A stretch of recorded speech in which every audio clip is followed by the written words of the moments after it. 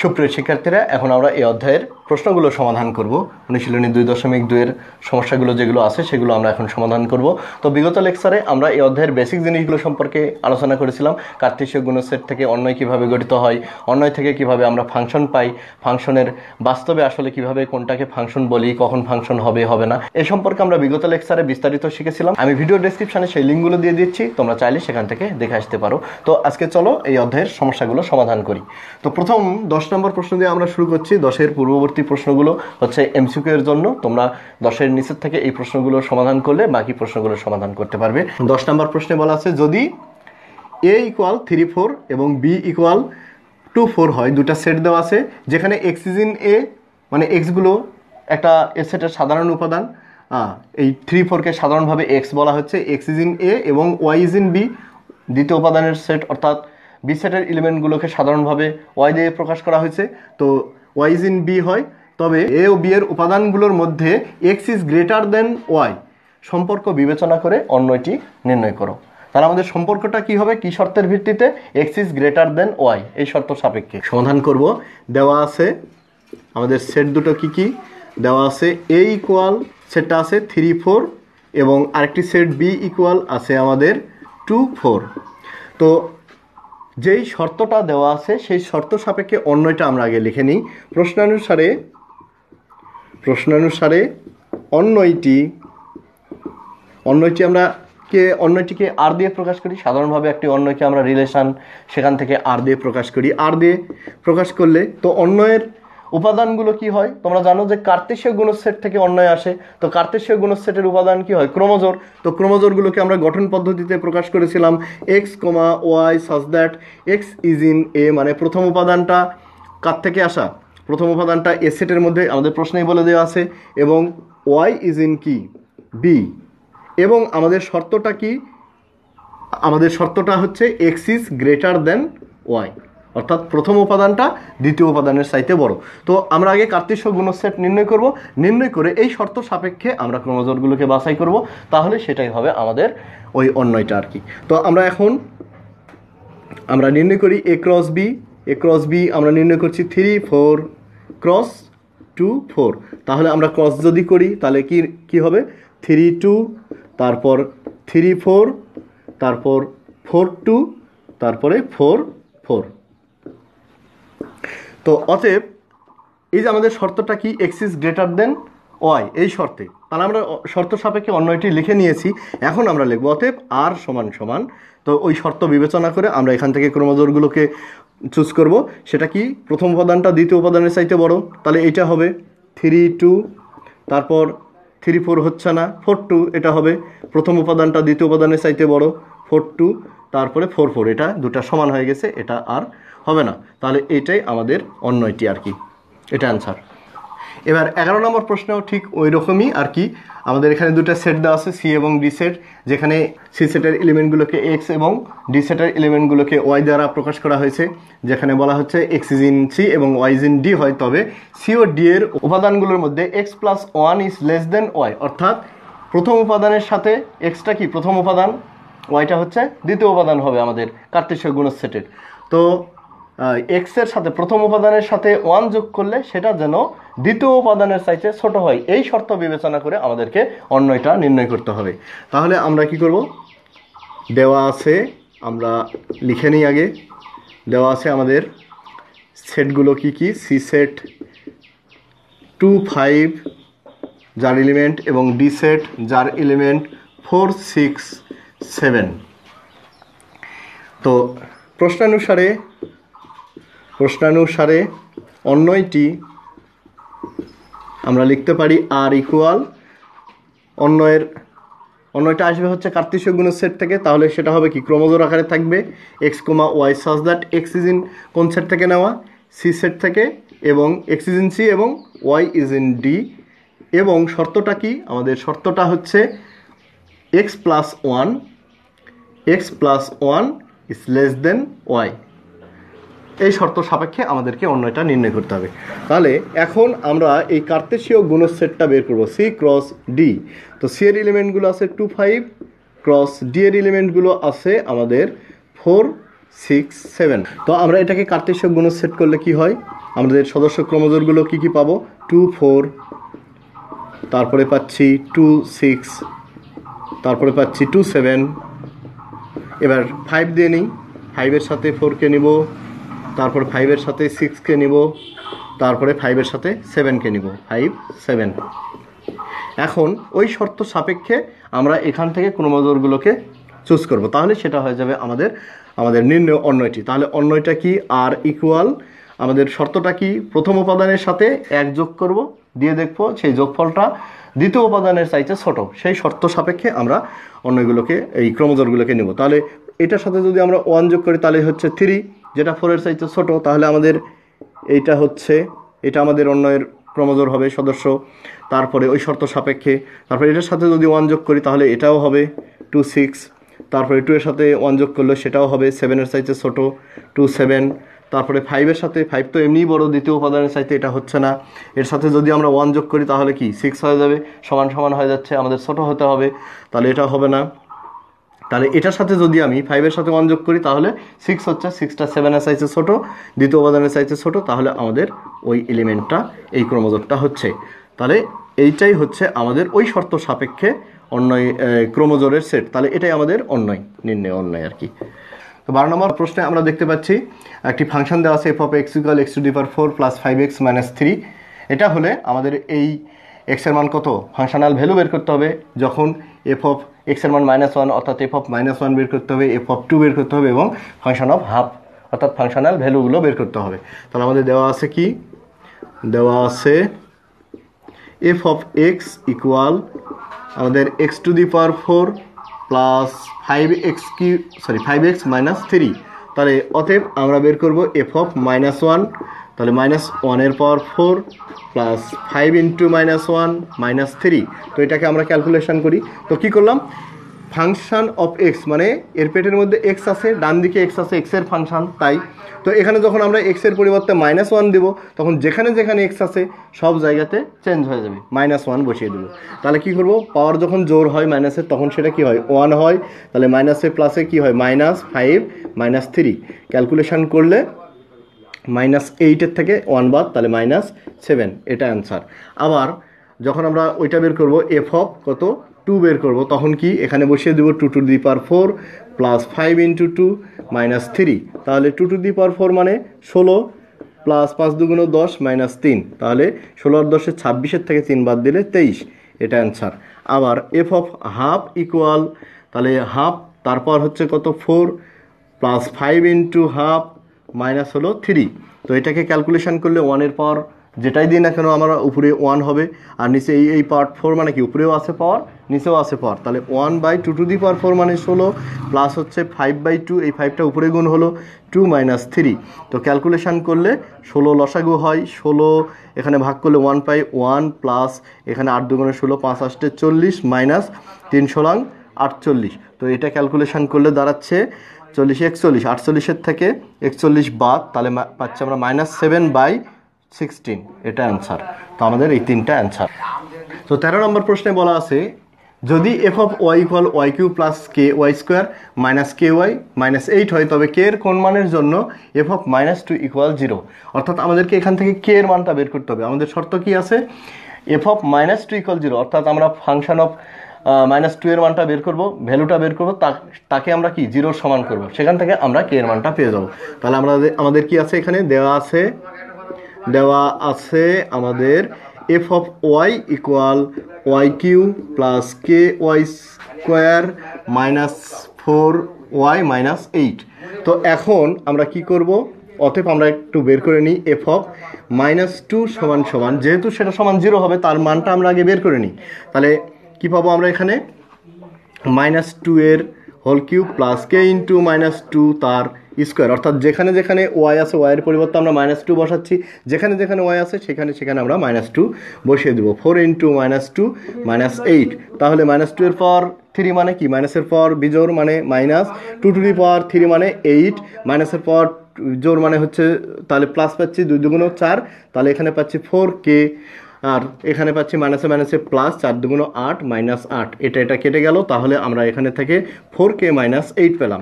তো এখানে বলছে কি এটা সমান 0 হবে, কে এর কোন মানের জন্য এটা সমান 0 হবে। তো আমরা এটা সমান আগে 0 বসিয়ে নিই, বলে দিচ্ছি এটা সমান 0 হবে, তখন আমরা কে এর মান বের করব, কে এর কোন মানের জন্য। তাহলে এটাকে আমরা 0 করি। এখন আমরা কি করব, f of -2 সমান সমান 0। তাহলে অতএব আমরা পাবো 4k - 8 সমান সমান 0, বা 4k = 8, বা k সমান সমান 8/4 আমরা কাটলে পাবো 2। অতএব k সমান সমান আমরা পাচ্ছি 2।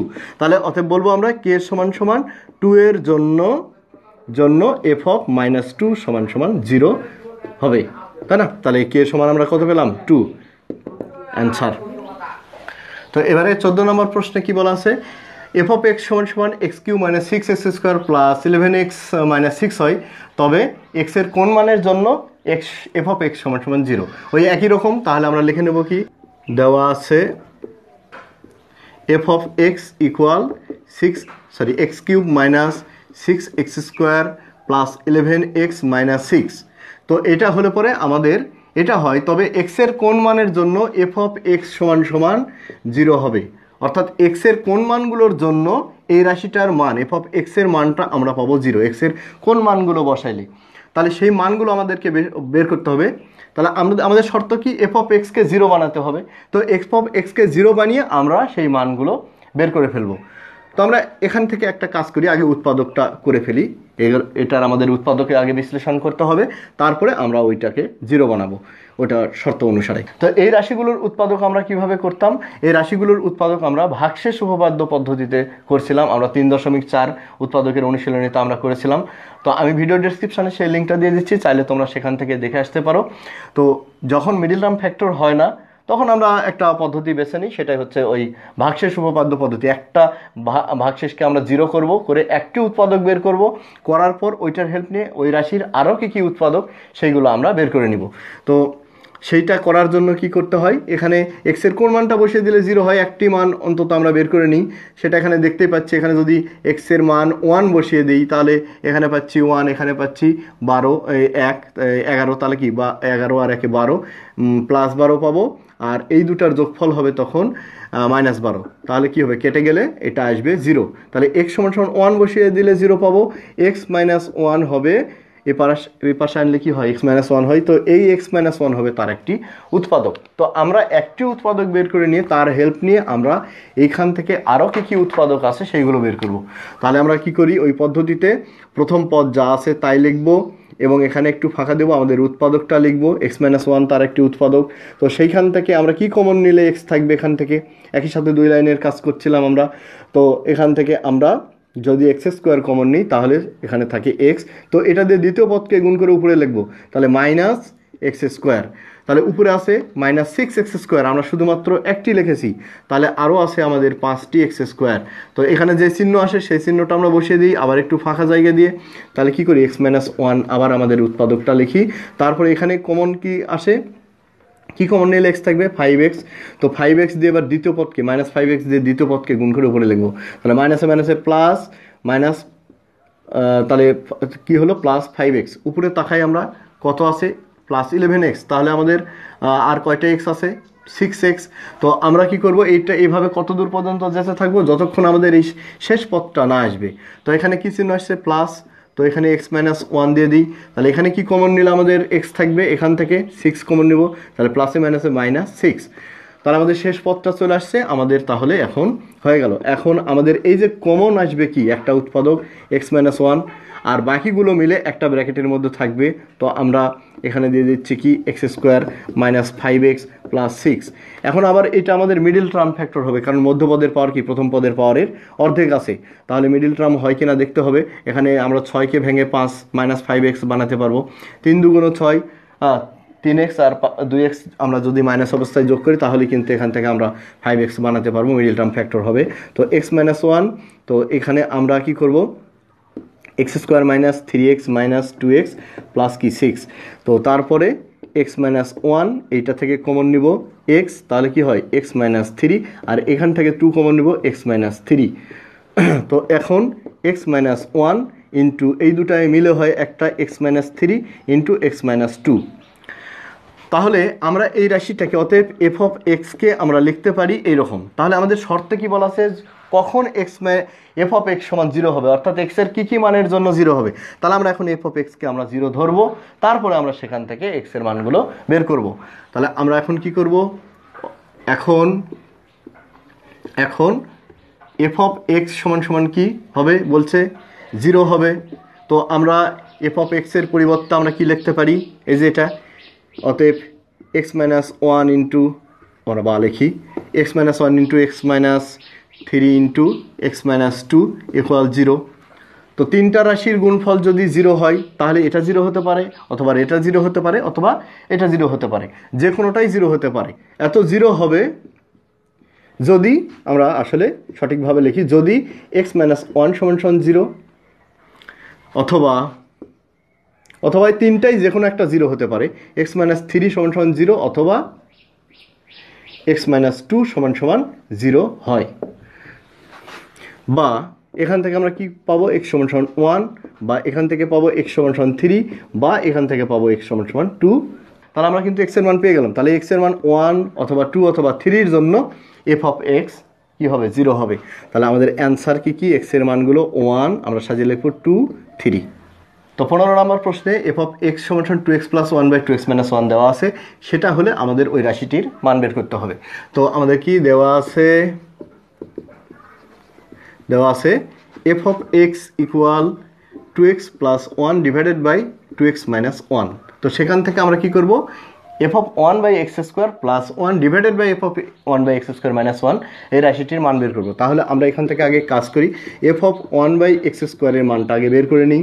তাহলে কি এক্সের পরিবর্তে চেঞ্জ হয়ে কি হয়ে গেল, এফের পেটের মধ্যে এক্স ছিল, তখন এটা এবার এফের পেটের মধ্যে আমরা 1/x² দিব, তখন ডান দিকে আমাদের চেঞ্জ হয়ে যাবে। তাহলে এখানে আমরা বসিয়ে দিই, তাহলে 2 × 1/x², অর্থাৎ এক্সের পরিবর্তে প্লাস হচ্ছে কি 1, আর এখানে তখন কি এক্সের পরিবর্তে এখানেও তাই 1/x² - 1।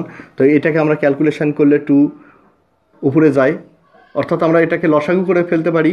x² লসাগু করলে উপরে 2 + x², আর নিচে যদি আমরা x² লসাগু করি তাহলে কি হয়, এখানে থাকে 2 আর মাইনাস হচ্ছে x²। তাহলে আমরা পেলাম এফ অফ 1/x² সমান সমান এটা।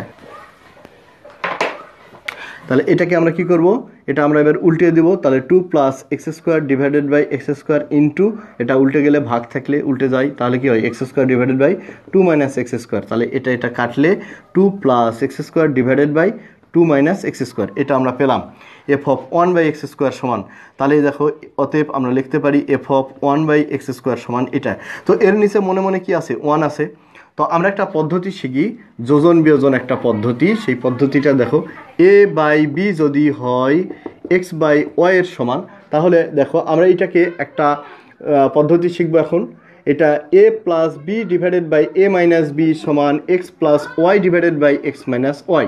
তো এইটা একটা পদ্ধতি, এই পদ্ধতিটাকে বলা হচ্ছে যোজন বিয়োজন, অর্থাৎ উপরেরটা যোগ নিচেরটা ডিভাইডেড বাই কি উপরেরটা বিয়োগ নিচেরটা, দুই পক্ষে একই কাজ করতে হবে। এই পদ্ধতিটাকে বলা হচ্ছে উপরে যোজন নিচে বিয়োজন, যোজন বিয়োজন। তো ওই পদ্ধতিটা যদি আমি এখানে আরোপ করি তাহলে আমাদের ওই রাশিটার মানই চলে আসবে, অর্থাৎ f of 1/x² + 1 divided by f of 1/x² - 1 ওইরকম চলে আসবে। তো এখন আমরা যোজন বিয়োজন করব, বা f of 1/x² + 1 divided by f of 1/x² - 1 কী করলাম, যোজন বিয়োজন। ঠিক একই কাজ এই পক্ষেও করতে হবে, 2 + x², অর্থাৎ উপরেরটা যোগ হচ্ছে নিচেরটা 2 - x² ডিভাইডেড বাই 2 + x², অর্থাৎ উপরেরটা বিয়োজনের মাইনাস। তাহলে এই মাইনাস দিয়ে এটাকেও গুণ হবে, -2 মাইনাসে মাইনাসে প্লাস x²। সাইড নোটটা কি, যোজন বিয়োজন করে। তো এটা ক্যালকুলেশন করলে কি হয়, x² প্লাস মাইনাস কেটে যায়, -2 এটা কেটে যায়, +2, তাহলে উপরে থাকছে 4 আর নিচে হচ্ছে 2x²। তাহলে এখন যদি আমরা কাটি তাহলে কি পাবো, 2। তাহলে 2/x², এটাই আমাদের অ্যান্সার। দেখো 16 নম্বর প্রশ্নে দেওয়া আছে g of x = 1 + x² + x⁴ divided by x²। হলে দেখাও যে g of 1/x² = g of x², অর্থাৎ আমাদের এইটাকে সমান করতে হবে, প্রমাণ করতে হবে। তা আমরা সমাধানটা করি। দেওয়া আছে আমাদের কি, দেওয়া আছে জি অফ এক্স এটা একটা কি function 1 plus x square plus x to the power 4 divided by x square. তাহলে এখন আমরা অতএব আমরা বের করবো g of 1 by x square. তো g of 1 by x square কি, এক্সের পরিবর্তে 1 বাই এক্স স্কোয়ার বসিয়ে দেবো। তাহলে 1 প্লাস 1 বাই এক্স স্কোয়ার, তার এখানে কি আবার হোল স্কোয়ার আছে, 1 বাই এক্স স্কোয়ার, তারপর আবার কত 4 divided by 1 by x square, অর্থাৎ যেখানে এক্স সেখানে বসাবো 1 বাই এক্স স্কোয়ার, তার পাওয়ার আবার 2। তাহলে এটাকে ক্যালকুলেশন করি, 1 প্লাস পাওয়ারগুলো দিয়ে পাওয়ারে পাওয়ারে গুণ হয়, তাহলে কি হয় x to the power 4 plus 1-এর পাওয়ার যেটাই হোক 1, তাহলে 1 by x to the power 8 divided by 1 by x to the power 4। তো এবার আমরা এটাকে লসাগু করে দিই। লসাগু করে দিলে আমরা পাবো, এটাকে একটু দূরে লিখি, 1 by x to the power 4। তো এটাকে লসাগু করে দিলে আমরা কি পাচ্ছি, এক্স টু দি পাওয়ার 8 লসাগু, সর্বোচ্চ পাওয়ারটা হবে লসাগুর, তাই না? তাহলে এক্স টু দি পাওয়ার 8 দিয়ে এটাকে গুণ করলে x to the power 8 plus x to the power 4 দিয়ে ভাগ করলে আমরা পাচ্ছি এক্স টু দি পাওয়ার 4। তাহলে এখানে x to the power 4 plus x to the power 8 দিয়ে এক্স টু দি পাওয়ার 8কে ভাগ করলে পাচ্ছি 1, আর এখানে যা আছে তাই থাকছে এক্স টু দি পাওয়ার 4। তো আমরা এই পাশে একটু করে ফেলি। তো এইটার সমান সমান আমরা কি পাবো, অতএব জি অফ, বা লিখতে পারি g of 1 by x square equal, আমরা পাচ্ছি এখান থেকে আমরা যদি সাজিয়ে লিখি এবং উল্টিয়ে দিই 1 plus x to the power 4 plus x to the power 8 divided by আমরা কী পাবো x to the power 8 into এটাকে যদি আমরা উল্টিয়ে দিই তাহলে ওই উপরে পাবো x to the power 4 divided by 1। তো এটা কাটলে এক্স টু দি পাওয়ার আমরা 4 পাচ্ছি। অতএব g of 1 by x square সমান সমান আমরা পাচ্ছি 1 plus x to the power 4 plus x to the power 8 divided by x to the power 4। তো এখন আমরা বের করব জি অফ এক্স স্কোয়ার। তাহলে আমরা লিখব আবার জি অফ, তাহলে দেখো জি অফ এক্স স্কোয়ারটা কী হবে, জি অফ এক্স স্কোয়ার এখানে আমরা মান বসিয়ে দেব, তাহলে কি হবে 1 প্লাস এক্স স্কোয়ারের এক্সের জায়গায় এক্স স্কোয়ার, তাহলে স্কোয়ার, আর এক্সের জায়গায় এক্স স্কোয়ার বসলাম, পাওয়ার আছে কত 4 ডিভাইডেড বাই এক্স স্কোয়ার, তারপর আবার কি এক্স স্কোয়ার, অর্থাৎ এক্সের পরিবর্তে আমরা এক্স স্কোয়ার বসিয়েছি। জি অফ এক্স স্কোয়ার সমান এটা। তো আমরা এটাকে ক্যালকুলেশন করে নিই, 1 প্লাস পাওয়ারে গুণ হলো x to the power 4 plus x to the power 8 divided by x to the power 4। তো দেখো জি অফ এক্স স্কোয়ারের মানও যেটা আমরা বের করলাম, জি অফ 1 বাই এক্স স্কোয়ারের মানও আমাদের সেটা। তাহলে আমরা লিখতে পারি অতএব g of 1 by x square equal g of x square. এটা আমাদের কি করতে হবে, দেখাও যে, অর্থাৎ দেখানো হলো।